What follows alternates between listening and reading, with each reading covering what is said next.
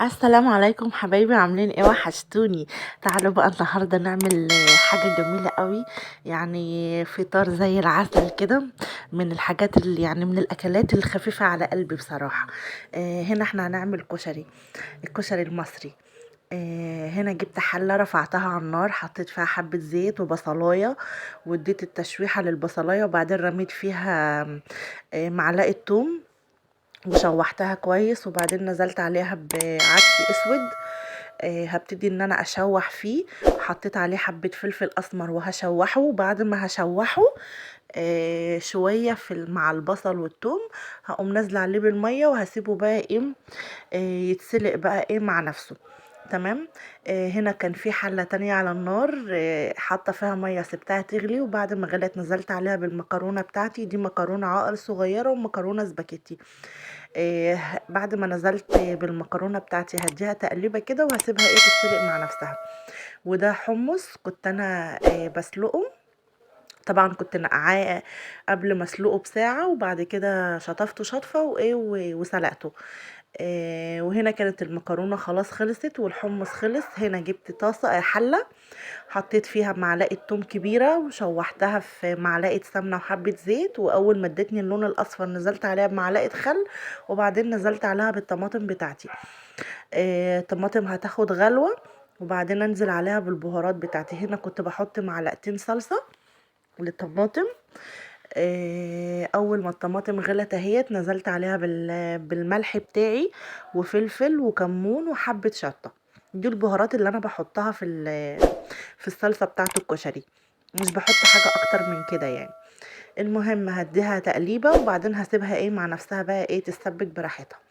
هنا جبت حبة شعرية، يعني مثلا ايه زي 3 4 معالق كبار كده شعرية، واديتهم تشويحة حلوة لحد ما ادوني اللون الاصفر، وبعدين هنزل عليهم ايه على العدس طبعا هنا كان استوى.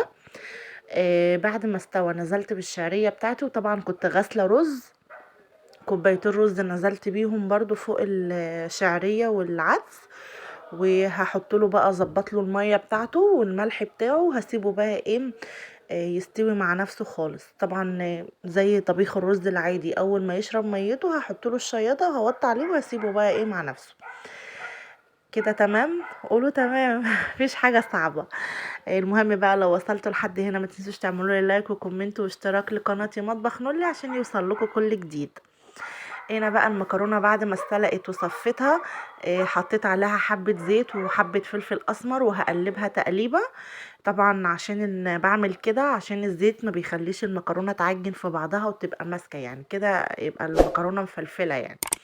بس وهركنها بقى على جنب. هنا بقى عندي معلقه توم كبيره، حطيت عليها حبه ملح وحبه فلفل وحبه كمون، وهحط عليها حبه شطه، وهحط ربع كوبايه خل وربع كوباية مية، وهقلب بقى ده كله كويس.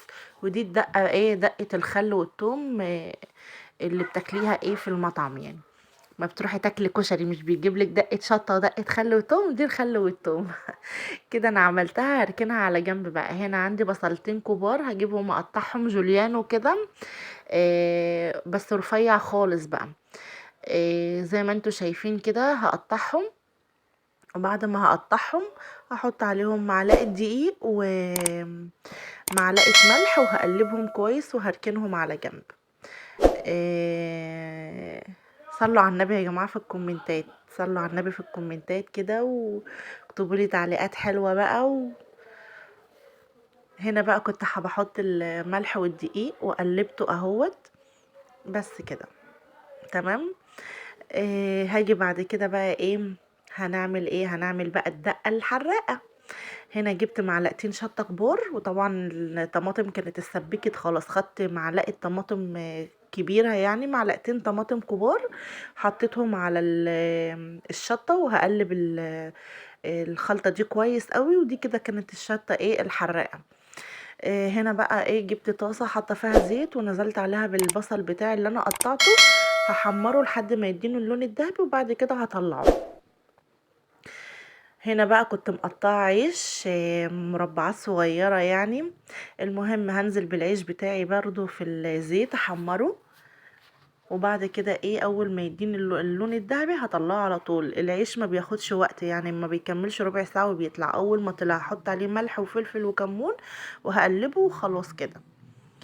آم، سهل ازاي يعني، مفيش حاجة صعبة. هنا بقى كان الاكل معايا خلص. طبعا دي الدقة الحراقة وجنبيها الدقة المخل وتوم و... والحمص كان خلص، وده العيش وده البصل. طبعا انا كنت غرفت، وده ده الطبق